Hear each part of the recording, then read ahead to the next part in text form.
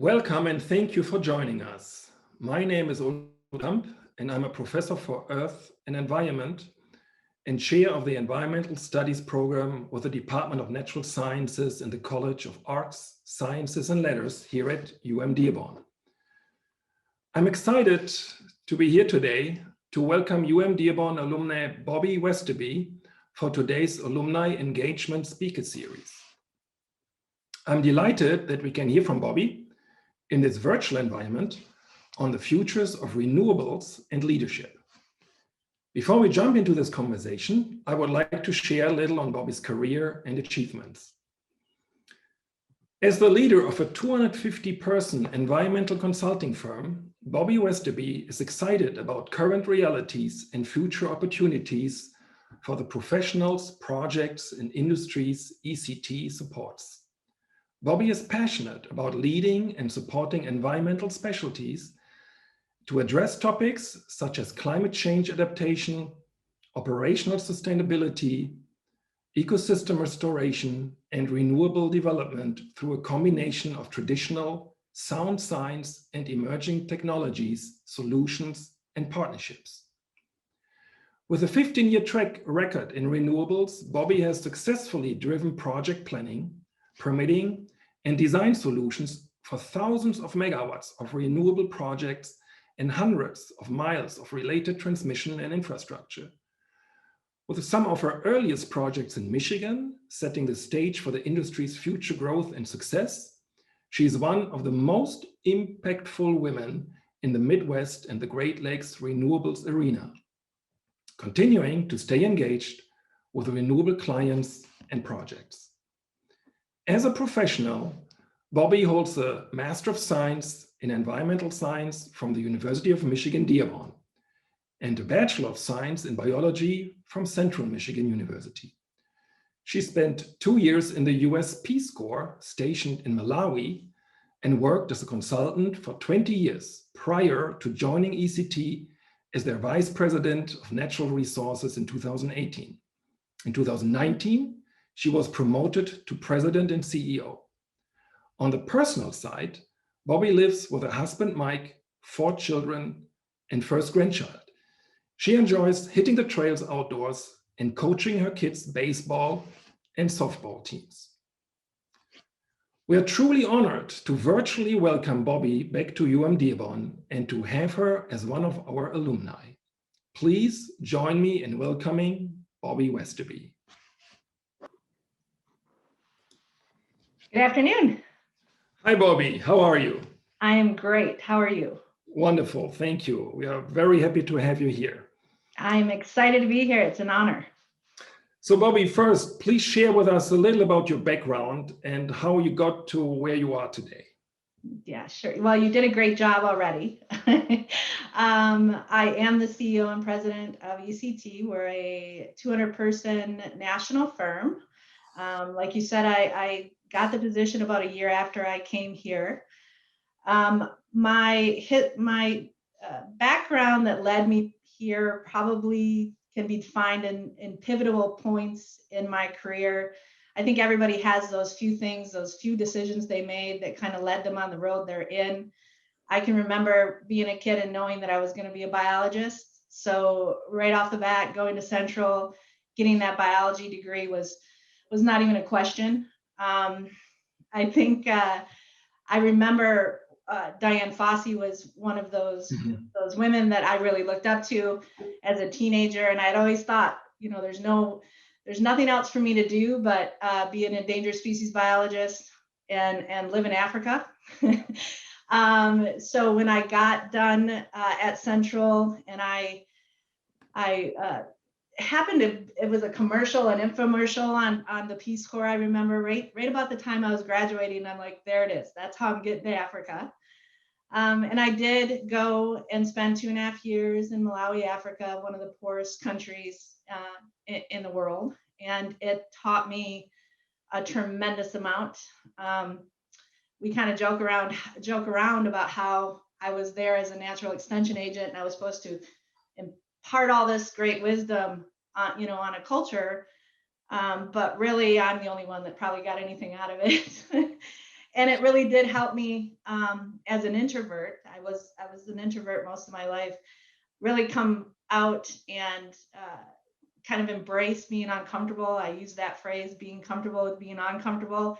That's what the Peace Corps gave me, which really set the stage on how I would proceed in my career. It also gave me a much better view on the world and how people perceive, different things. As a young kid in a small town, everybody was the same, going and traveling and seeing a bunch of people who thought completely different than myself really expanded how I dealt with people and related to people. So that was one of those pivotal decisions that really led me on this role. When I got back, I started in a consulting arena, wetlands, wildlife, forestry. I think consulting is a wonderful career. I think we don't give it enough credit. It really is that line between development and regulation and environmental sustainability, and being able to walk that line and give really good advice to the developers, as well as to get those permits through, that allow for innovation and allow for just industry to continue, is so important. So playing that consultant role, I think really helps with negotiation skills, with understanding how to strategize, how to get two people from different points of view thinking in the same way. So that really spoke to me. Consulting has been definitely a wonderful career for me. In 2008, when the industry, the residential and commercial industry kind of collapsed, renewable energy was just starting to really ramp up. Now, out west, it was there. California had already had a ton of wind and solar projects, and there's some in Michigan, but very few. But right at that time, it was really starting to pick up steam. And I took it upon myself to learn how to permit it, how to study it, how to get clients to pay me to do what I do. And that really set the stage for my career since. Yeah. And I worked in that, in specializing in renewables for some time. I did lead a large natural resource team on a national level with my previous company, and then decided that I probably hit a glass ceiling, not knowing that I wasn't going any farther, and knowing how I strive on being a little uncomfortable. I decided to make that move to ECT, which was obviously the best move, and bringing all of that industry knowledge, as well as team atmosphere, the way I lead, the way I approach people, to ECT, and that's where I am today. Yeah, what a wonderful story. And being an introvert, and I was one myself, and now you talk to people every day, and I stand in the classroom. So that also shows that, sometimes you have to push yourself a little bit, but can make wonderful careers. And so you said that it's very important also to have a perspective, a global perspective, right? And to understand the world and bring that back to, for example, Michigan. Yes, for wonderful. Sure.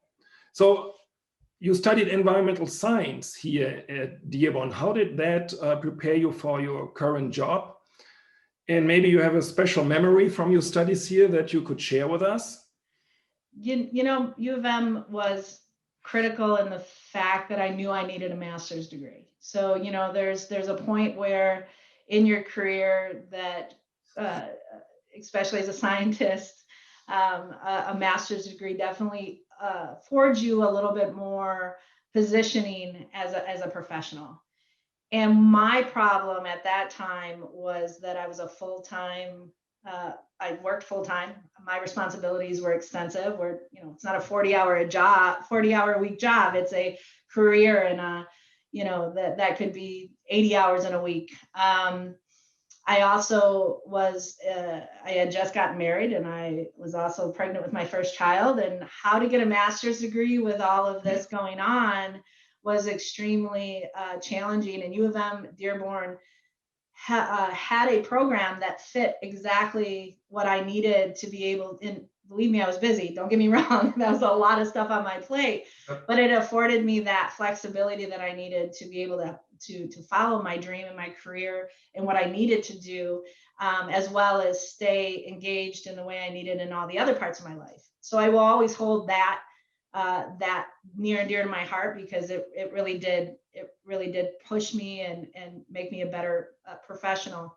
You know, I have a lot of memories of Saturdays, Saturday classes and evening classes, and you know, a lot of the people I met.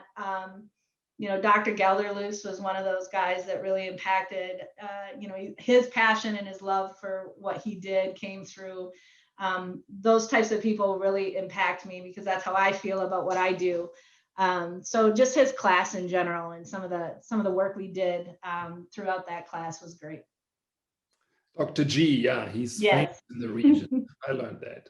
And it's, again, wonderful. So I understand that you already worked and then you came back to the university Yes. to do a master. So as what we call a non-traditional student. Yes. We're a little bit older, but it also shows that we are all lifelong learners, right? Mm-hmm. And it's never too late. You can always come back and, you know, push your own career and your life. Yes, for sure. Mm-hmm. Okay, and that was significant time. I graduated with a bachelor's in '97 and went back for my master's in 2011. Yeah. So, yeah. Yeah. Yeah. So, so for those alumni tuning in that might not have a robust background of renewables, can you share with us what the current energy landscape looks like in the US, and how do renewables compare with non-renewables, and what are some trends? So currently the trend is definitely towards the addition and the advancement of renewable energy. I mean, global climate change is a significant issue. We have to do something about it. And the majority of industry sees that, the power sector sees that, and is trying to advance it. Today, you know, we still have the traditional power sector about 80%, maybe a little less than 80%. Nuclear, I think, makes up a little less than 10%, and the rest is renewables. It's not enough. I mean, we've advanced it significantly over the last 20 years, but it's still not to the extent it needs to be. And some of that has to do with the technology and the pricing. You know, in the early years of renewable, meaning it was expensive to do renewables, and you needed that tax credit and those things to advance that. Well, that's changing, and renewables is much cheaper to produce at this point. In fact, it's in the arena of the traditional power sector. And if industry is going, I'm going to call it clients, it's industry. For me, it's clients. But if industry is going to continue to produce it and it's competitive, we know they're gonna choose renewable sources. So I see it as a you know, only going to include more and more of that percentage of energy produced in the future. It is going up. The more the industry the industry puts an emphasis on it, and cultures put an emphasis on it, it's only going to increase. Yeah. Yeah, wonderful. Yeah, I found a number that, you know, renewables in the US make up 12% of the energy consumption today. And I mean, that's wonderful news, but it's, as you said, it's by far not enough. Yeah. So that means, you know, 88% is still non-renewable, right? That's and right. most of that from oil and natural gas. Mm-hmm. So the US renewable energy market increased by an astonishing 100% from 2000 to 2018. So here we have that wonderful development. So did the past pandemic year have any impact on this positive development? So can 1 year make a negative impact? You know, the pandemic didn't really touch the power sector in the way it did maybe hospitality or entertainment, industries, or just your local industry. The power sector is one that really had the advantage of having some of the exemptions to continue to work construction wise, those types of things, just because it is the power sector, which, based on the need and the advancement of that, they really weren't impacted by the pandemic. I saw a little bit of lag in construction, maybe March and April, but it was more because everybody was trying to determine, what was going to happen, how much movement, we were going to be able to have, were you going to be able to fly in planes to get people out for construction, were you going to be able to, drive, what was the PPE looking like, situation. For a minute there, we couldn't even find masks for people to wear, or, cleaning supplies to wipe down equipment. But once that leveled out, everything leveled out, and I haven't seen any legs so far. Although we're seeing, some challenges just by the, challenges getting parts and those types of things, but it still hasn't made any significant impact to the industry. Yeah, I want to come back to what you said earlier, that the renewables are now competitive. Yes. So when we look at, cost per unit of energy that we at home, for example, can use.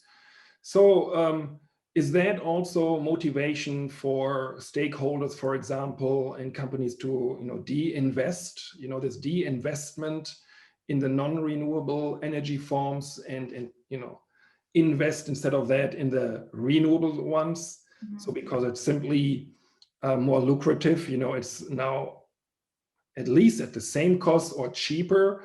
So I assume that now the consumer, that we will step forward pretty soon and simply demand that we want that cheaper energy. Well, and it's twofold, really. So yeah, I don't know if we could call it cheaper yet, but it's competitive. Mm-hmm. And I think what plays into industry, power sector, people wanting to go renewable might be this idea of social responsibility, right? It really is driven by the customers, and the customers not only about price these days, but also about what they see as socially responsible companies, people that are advancing technologies that do lead to a more sustainable future, a more sustainable earth. Everybody you can't go anywhere today without hearing somebody pronouncing that they're going to go net zero by such and such date. Right. That to me, and I hope, maybe it's me being the optimist I am, hope that might be as much driver as the price in the future. And so I see some of the traditional, even the traditional power companies or traditional oil and gas companies starting up, a renewable arm, or they had a renewable arm that kind of fell down, but now they're reinvesting and they're making it bigger, and it's now becoming a bigger part of their organization. That gives me hope that it's not just about money, but social responsibility as well. Yeah. And you also see investors, big investors at this point understand that climate change, things that are going to impact the supply chain and the industry in the future they're risks. And so even the investors are starting to talk about this idea of social responsibilities and standards, and they want these companies to be able to put these standards in place before they invest into them. So the more and more that gets us, that definitely increases the amount of renewables we'll use. Yeah, good news. So you already mentioned that also earlier. You talked about California. So and these numbers that we all hear, what states and nations want to do. So California set the goal to be 50% renewable in energy production by 2030. That's in 9 years, right? And 100% renewable by 2045. California, if it would be an independent country, right, would be the sixth largest economy on the globe with 40 million people. So why is California able to do that? And what about the rest of the United States? For example, Michigan, where are we? California is supported. Again, it would be, maybe you could even call it a culture of California, to be a little more progressive, do things a little bit more aggressive when it comes to sustainability, the environment. They suffer from a lot of issues, drought, forest fires, things like that are impacted by climate change, that might make them a little bit more sensitive, and therefore requiring more action. They really do require more action than other states. There are other states in the union that are trying to do the same. You know, Minnesota, I think, and Wisconsin just came out with some aggressive standards for their states. There's other states that are still very tied to the oil and gas industry, and they're not going to come out with aggressive renewable energy standards. But I think it goes back to this idea of renewables being more competitive. It doesn't have to be the state making those mandates. It can be the industries there. It can be the power companies. And Michigan, DT, and consumers both have committed to aggressive, you know, renewable energy standards in the future. And that's because they're competitive pricing, and they know the state wants to see that type of they're closing down coal plants. They're reverting those into different power sources. You see that across the nation.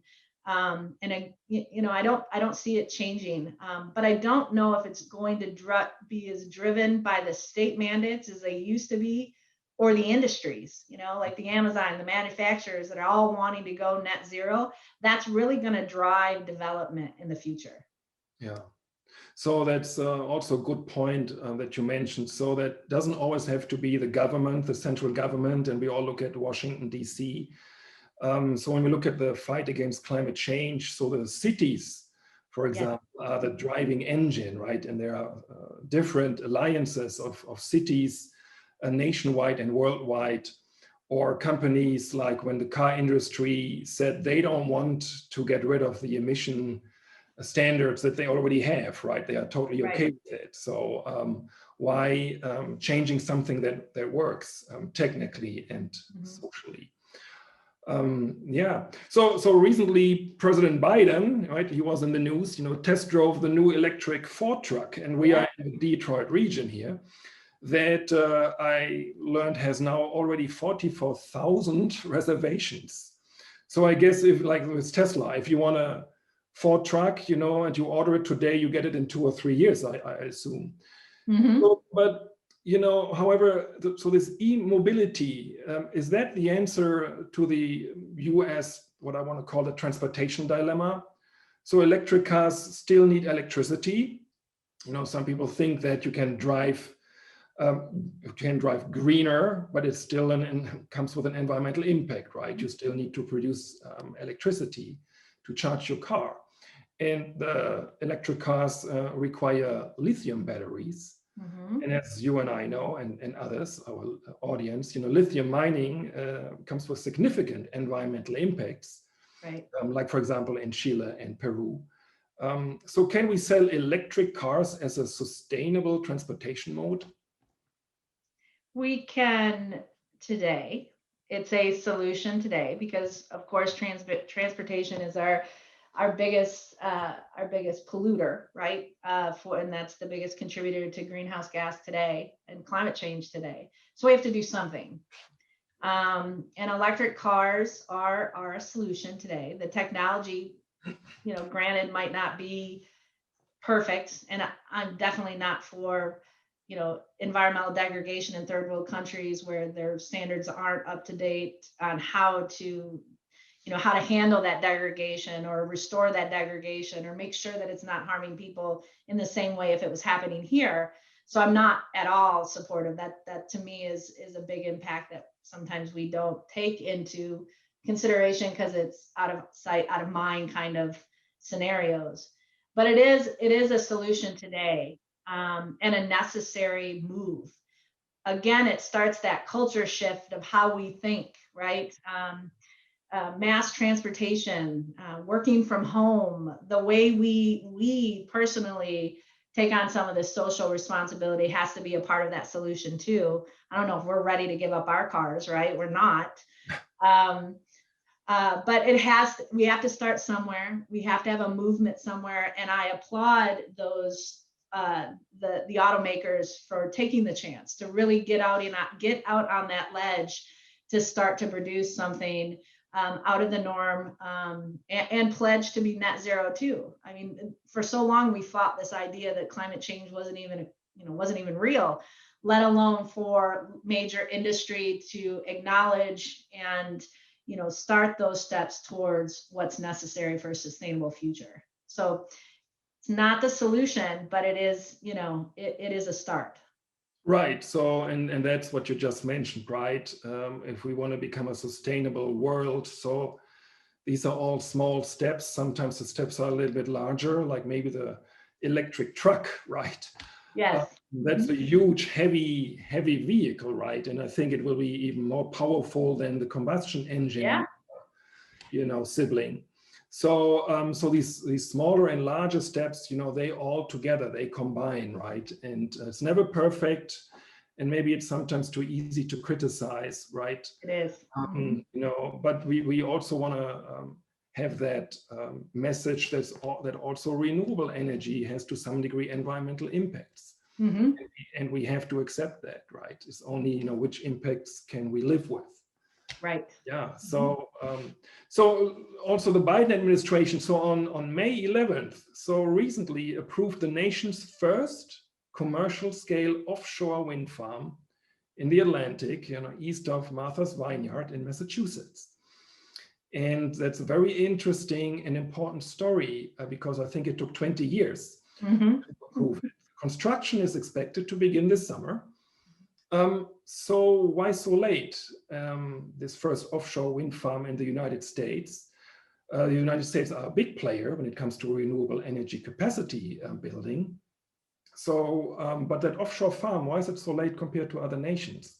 Yeah, this is a wonderful question, and it's definitely one that kind of highlights when we talk about environmental regulation and the way we worry about it maybe in a third world country where the government's not so into understanding what that impact is. This is a perfect example of what happens when you're a country that does pay attention to environmental impacts and wants to weigh the impact with the benefit to the extent practicable so that we know we're moving in the most socially responsible way, right? Offshore wind, you're right, it's popular in Europe. We've seen it, it works. We've read the stories and it doesn't seem like there's a lot of impact, but we as United States citizens, we love to know it ourselves, right? We want to do it ourselves. We want to know for sure ourselves that this isn't going to impact the environment or the people around it in any negative way. So there's a few things that happened with the offshore wind. It was really hot for a minute. Then the funding kind of went out and it wasn't cost effective getting transmission to the shore, especially, drilling to get the power to the shore was expensive, probably wasn't a very environmentally sound way to do it. They weren't sure about the vibration on sea life. There wasn't, there was a lot of questions. So they kind of put it on the shelf for a minute. Then they take it back off. It was much more, it was a little bit more cost effective. They found a different technology, bigger turbines. You had to really wait for those big turbines that would produce 5 to 8 megawatts instead of the 1 megawatts, or I think it was even smaller in California when they started. They were little tiny, turbines that only produced a little bit, and you have a row of them for miles, right? So it really had to do with the advancement of the technology. So when they got the technology and they got the price and they got how they would get the transmission to the surface, then the real work, the environmental work started, right? Then we're talking about, is the vibration going to impact sea life? Is the migration of birds and bats over this area extensive? How is it impacting fishermen? I mean, just the commerce of the fishermen in that area. How is navigating a wind farm going to impact them or the fish, the species that they're fishing for? And then there's also the human aspect. We're talking Martha's Vineyard, lots of rich people looking out on an ocean that they love to see the ocean. They don't want to see, hundreds of feet of turbines, outside their beautiful view. So there was all of these components that came into play. And the difference with onshore and offshore is that onshore, there's actually landowners. There's people that own the land and say, I want you to do it here. And they can fight and, progress and say, this is what I want to do with my property. in the ocean, it's the federal government. And so anytime you have the federal government involved, and NOAA, I think, is the lead agency on most of these, you got to go through the National Environmental Protection Act. And that is a very long process, and it's very involved. And you look from everything from vibrations to viewscape or view shed, sound, everything, in between. And you have to come to the conclusion that the impact is negligible or mitigated in some way, or a benefit to the country. So all of that together required about 20 years to get to where it is today. Now, the good thing about it is now we have a standard. Now we have a standard of survey protocols. We have a standard of what we want, what we have to meet for it to be considered environmentally sound. Now the technology's there, now the transmission, all the things that we needed to do to get it to a place that we feel comfortable producing offshore wind, we have it now. Yeah. So more projects will continue to pop up, and this time it will only take 5 years or 3 years instead of 20. And that's the real story with regard to that. And the positive story that comes out of that is now we have a standard, and you will see more offshore wind, and we need more offshore wind. We even have floating turbines now. They have a technology of floating turbines. So even the vibration component that was a real concern, I think they thought it was going to mess up the whale migration. I mean, real science, kind of stuff. That kind of takes care of that. So anyway, it's a good story. Fascinating, and yeah, someone has to go first, right? And that's a complicated case, and then hopefully, as you said, it will be easier in the future. But also that we understand that environmental impact assessment is extremely important in the United States, and maybe some other nations have less strict, environmental laws and guidelines. So 20 years is probably sometimes not even that long. I mean, for us as a consumers and interested society, but there are steps that we have to follow. And I think it was the same in California with a high-speed train. Yes. For 20 years project, because the stakeholders and the property owners, had their voice, and you have to be listened to. So only for hopefully also some students, of course, are tuning in. And so bringing that back to your company, so environmental impact assessment, is that what a consultant company would also do? So is that a huge part of your business? Yes, that is what we do, and it is a part of our business. Any large project that has some kind of federal nexus requires some NEPA review. And there's levels of NEPA review. So anything from what they call a category exclusion, which means we already know that it's not a problem, so we're giving you an exclusion, to an EA, which is a base environmental document that tells you if you need to make a statement or not on the environment. So there's definitely progression.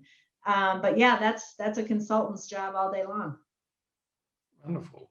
So how are renewables changing the job market? So coming also back to, to us, working and our students working in the future. For example, compared to coal, so wind energy provides a multiple of jobs per produced energy unit.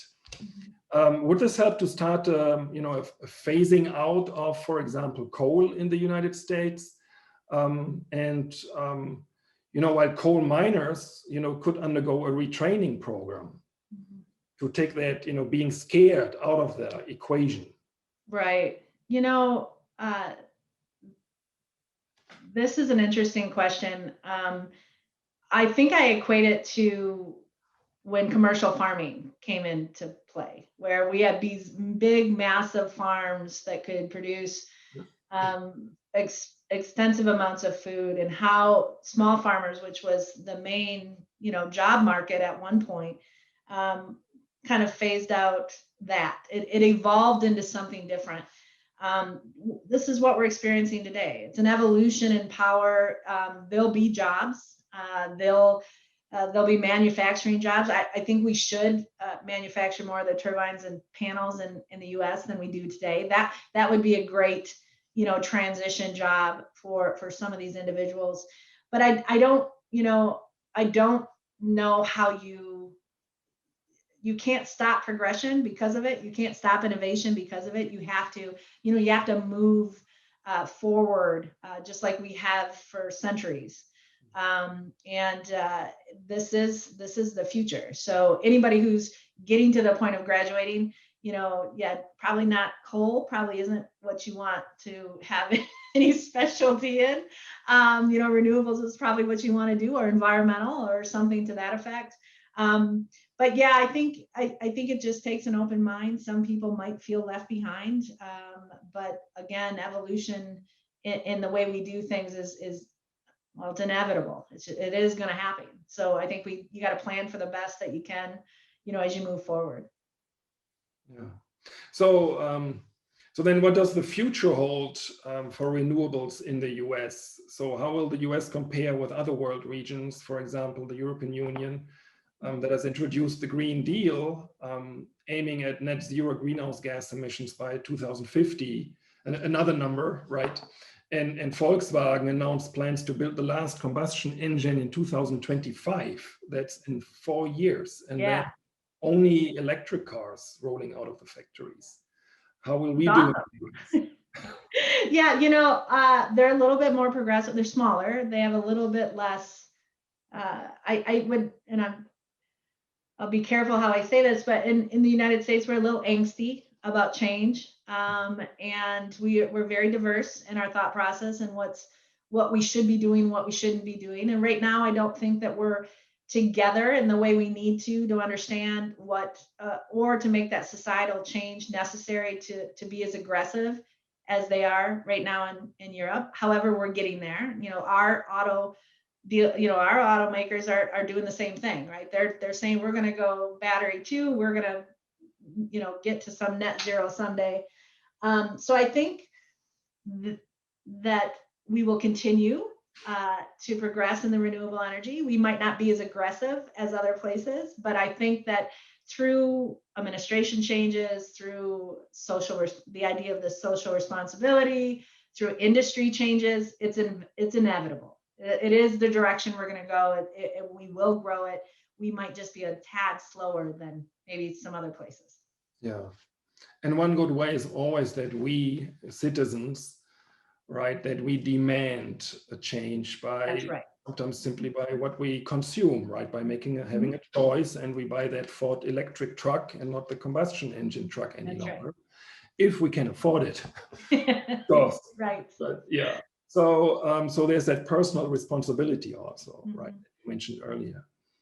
So looking again into the future, maybe into the future of the next 5 years, are there any game-changing innovations that you feel will lead us to a more sustainable future? Anything really super exciting?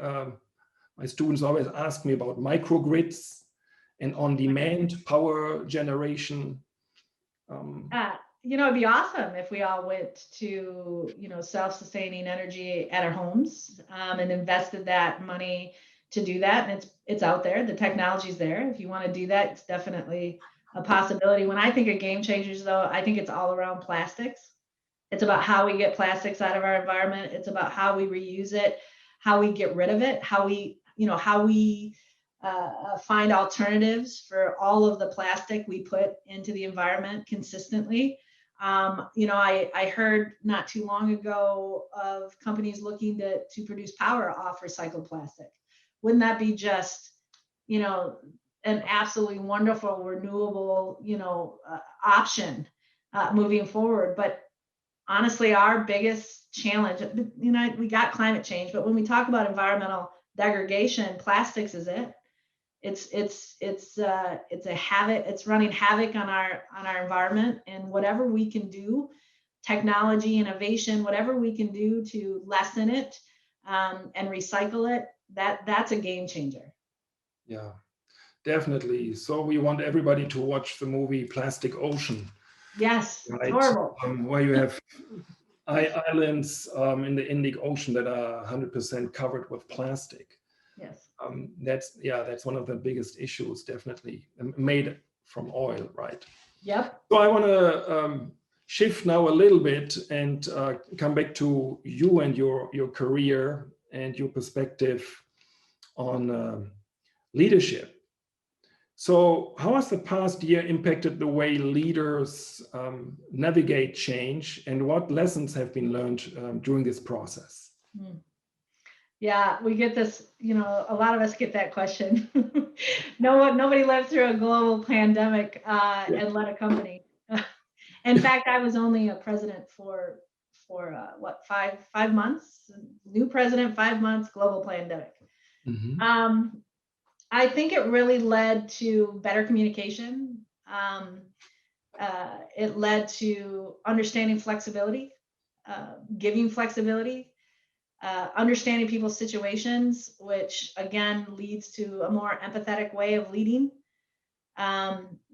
Getting into the business in a way that you're really checking up, you're checking on your employees, you're checking on progress in a way that you're actively engaged in a way that I don't think most of us always are. But this level of flexibility and being, we call it being human. It was the first time where, I'm on a perfect example is I'm on a company quarterly update. Everybody in the company is on this quarterly update. And my daughter's home from school because her classes, has somebody had COVID, so they're in quarantine, and she's in the dog cage, and my dog is barking at her because she's in the dog cage, and I'm here trying to have this meeting. I have to stop the whole meeting. I have to go and get the dog, throw her outside, tell Willow get out of the dog cage, that kind of thing. So it really introduced this idea of just it's okay. It's okay to be human. You don't have to be perfect. It's all about growth mindset. It's not about the fixed, goal, but really about how we progress and see each other as humans. So it made everybody okay that, your dog's barking in the background, or your daughter's interrupting you every 5 minutes. And what that did was just give us an opportunity to come together as a team, to really see each other as professionals in a way that allowed better flexibility, more understanding, and we were more successful. We had record profit last year. I believe a lot of that had to do with how we came together as a team and how we were able to, navigate our challenges by being a team, working with each other, being flexible, work hours, those types of things. So I think you would see that across the board with a lot of consulting companies, that they had a relatively great year or a better year than they thought. And that communication, flexibility, and empathy really came through. So, we would love that.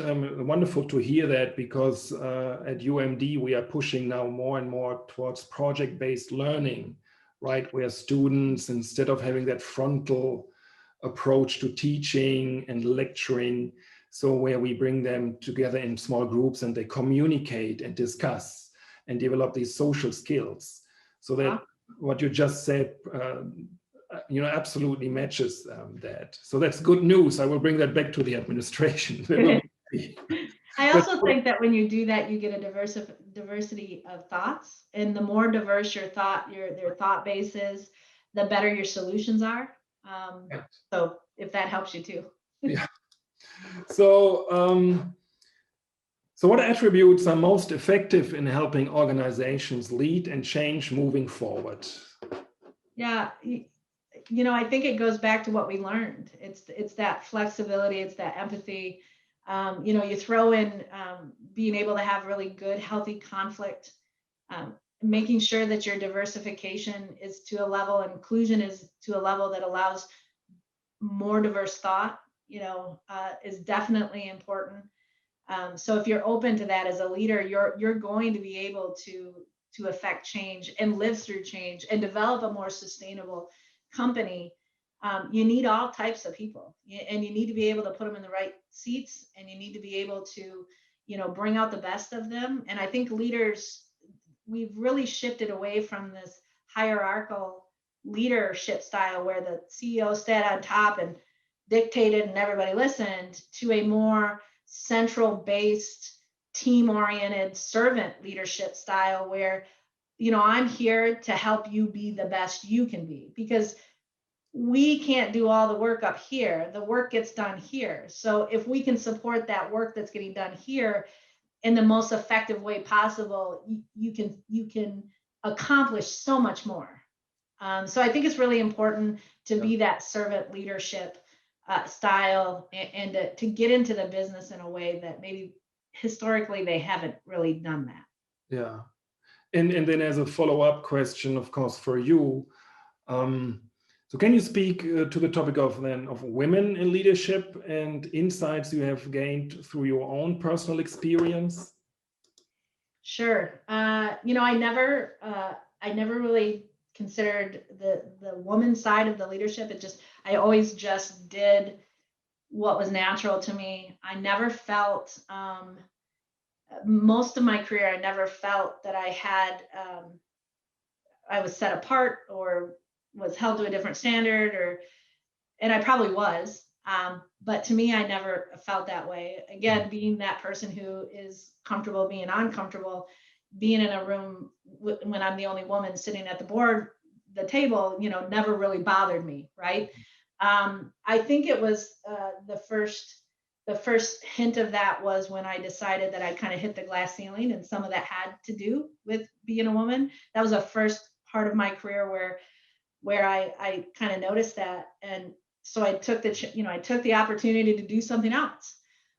So I think my experience, and whatever I could tell anybody that has a challenge because of their the way they look or who they are, is don't settle.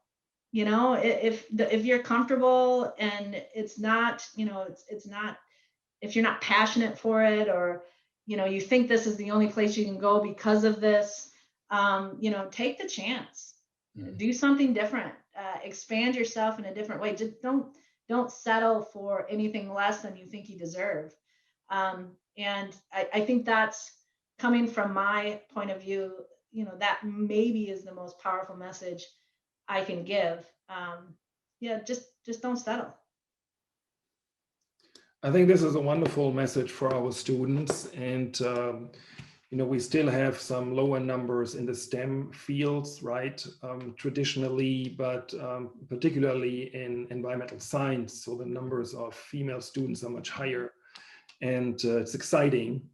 And this is what we need. Well, we have a significant, our workforce is pretty even.